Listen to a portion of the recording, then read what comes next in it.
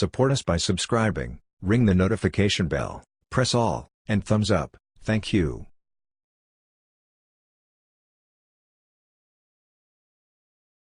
Well, thank you very much, and thank you, Melania. And hello, Joint Base Andrews, special place. At ease. We have good news for you. On behalf of the First Lady, Vice President Mike Pence, Mrs. Pence, I want to wish everybody a very Merry Christmas, Happy New Year. This is a truly historic day for the American Armed Forces.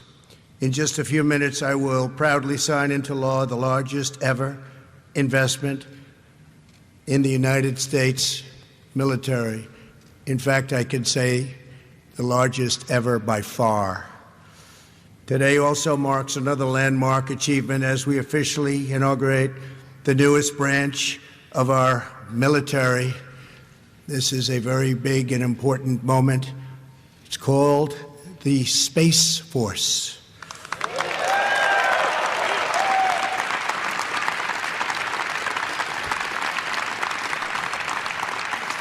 Most importantly, we are supporting you, the heroes who defend our families, secure our nation, and protect our freedom.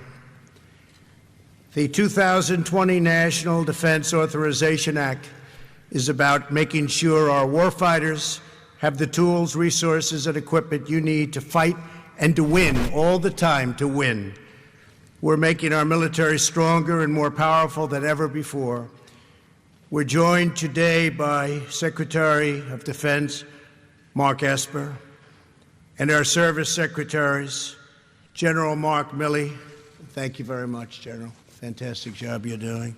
And members of the Joint Chiefs of Staff, many distinguished military leaders and representatives, Mac Thornberry, Joe Wilson, Mike Rogers, Michael Turner, Michael McCall, Robert Whitman, French Hill, Matt Gaetz, Greg Pence, and Michael Waltz. And I want to give a special shout out to a very great gentleman who loves the military, loves this country, Senator Jim Inhofe. He's worked so hard on this. Thank you, Jim. Thank you all. I want to extend a special thanks to Commander of the Air Force, District of Washington, Major General Ricky Rupp,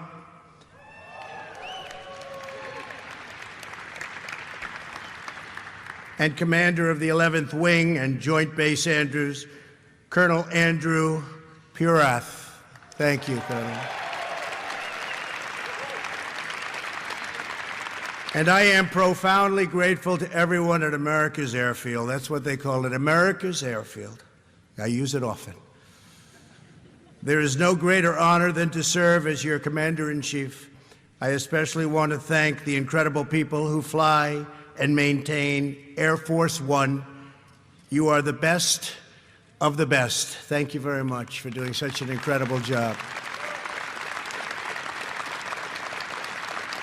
Today's signing of the 2020 NDAA is a watershed event in the truest sense of the word. Before I came into office, the military endured deep and devastating budget cuts. Our military, quite frankly, was very depleted. As a candidate for president, I promised to reverse these crippling cuts and to ensure our military remains unchallenged and unrivaled anywhere in the world. And right now, there is no one, there is no country that comes even close.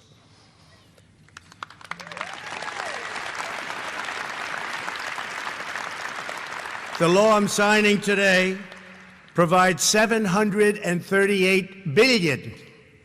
That's with a B. $738 billion in defense funding for the 2020. That's an all-time record in the history of our country. That's the highest amount we've ever spent on our military. And that's after $700 billion in my first year and $716 billion last year. And it's all made right here in the USA. It's very important. And I have to say that we make the finest equipment, the finest planes, the finest missiles, the finest ships. We make the finest equipment anywhere in the world. It's not even close. This brings our total investment in national defense since my inauguration to almost $2.5 trillion. And what's the good of a budget if you don't have the best military in the world? And now we focus on the budget a little bit. Is that okay? We'll focus on the budget. $2.5 trillion, so that's really something. And it's new and it's beautiful, and within the next 12 months, you'll have most of it. In addition to massive acquisitions in the past 2 years, this bill authorizes nearly 100 new F-35s, 24 brand new FA-18s, 155 Army helicopters of all different types, 165 brand new beautiful Abrams tanks, said to be the best in the world, more than 50 Paladin howitzers, 2 new Virginia-class submarines, 3 new Arleigh Burke destroyers, a Ford-class aircraft carrier, and 2 others on their way, and much, much more. But as we discussed earlier, our military is getting far more than just new equipment. For this first time, and I have to say, you know what happened last year? It was a good pay raise, but now you're getting another pay raise, and this will be the largest pay raise in more than 10 years, more than a decade. So if you don't want it, you don't have to take it.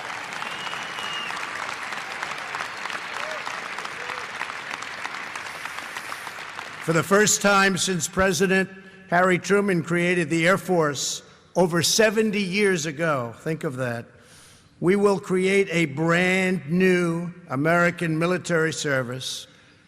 That's such a momentous statement. 70 years ago, the Air Force. With my signature today, you will witness the birth of the Space Force, and that will be now officially the 6th branch of the United States Armed Forces. That is something really incredible. It's a big moment. That's a big moment, and we're all here for it. Space. Going to be a lot of things happening in space, because space is the world's newest warfighting domain. Amid grave threats to our national security, American superiority in space is absolutely vital. And we're leading, but we're not leading by enough, but very shortly we'll be leading by a lot. The Space Force will help us deter aggression and control the ultimate high ground. I particularly want to thank Vice President Mike Pence. He was so involved in this with me. This was a real, the spirit, the love that I think we can say, Mike, that we both had for this project, because we realized how important it is to our military, to our future, to our defense. So important. And it's going to blend in magnificently with everything else that we have. So I want to thank Mike Pence. Mike, thank you very much. Thank you. Thank you. Great job, Mike. It was nearly half a century from Kitty Hawk to the creation of the Air Force, and now it's 50 years after Apollo 11 that we create the Space Force. With today's signing, I will proudly appoint General J. Raymond, the first Chief of Space Operations, and he will become the very first member of the Space Force, and he will be on the Joint Chiefs. He will be on the Joint Chiefs, which are now expanding by one position. That's a very powerful position. So, General Raymond, congratulations, and thank you for everything you've done.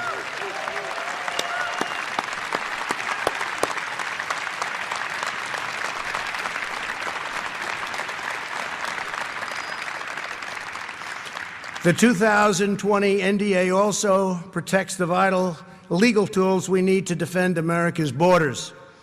The law improves education, child care, and private housing for military families, and it ends the so-called widow's tax. which blocked benefits for families of fallen heroes. The tax is gone.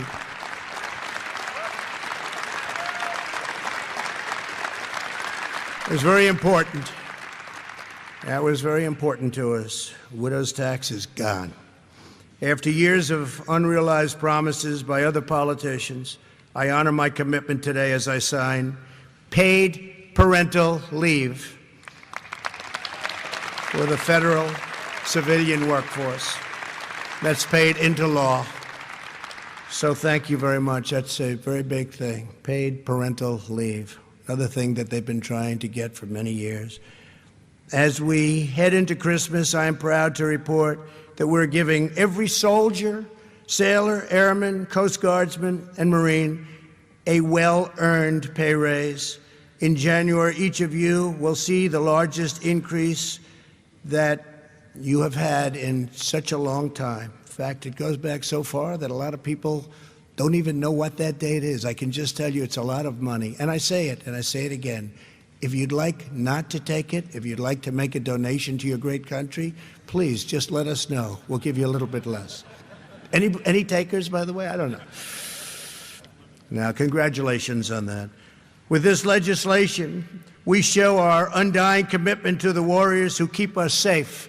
These are incredible warriors. These are brave, powerful warriors. And now they have the best equipment anywhere in the world, and it's not even close. Just weeks ago, U.S. Special Forces brought the world's most wanted terrorist to justice, the monstrous animal known as al-Baghdadi, the founder and leader of ISIS, is dead, and his second was just given the post of being in charge, and he is also dead.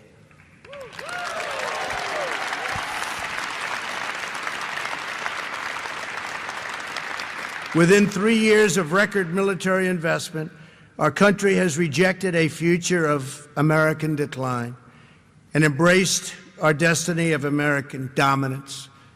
Our military is now dominant, far ahead of any of our competitors.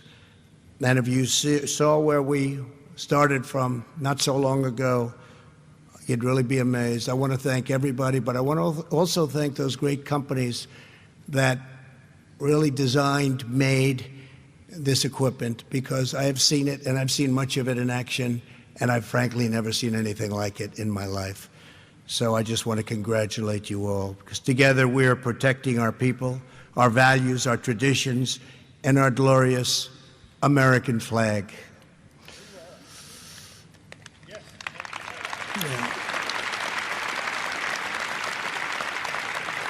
I want to just end by wishing our armed forces, our great people, a very Merry Christmas and a Happy New Year. God bless you, God bless our military, and God bless America. God bless America. So it's now my honor to sign the 2020 National Defense Authorization Act into law.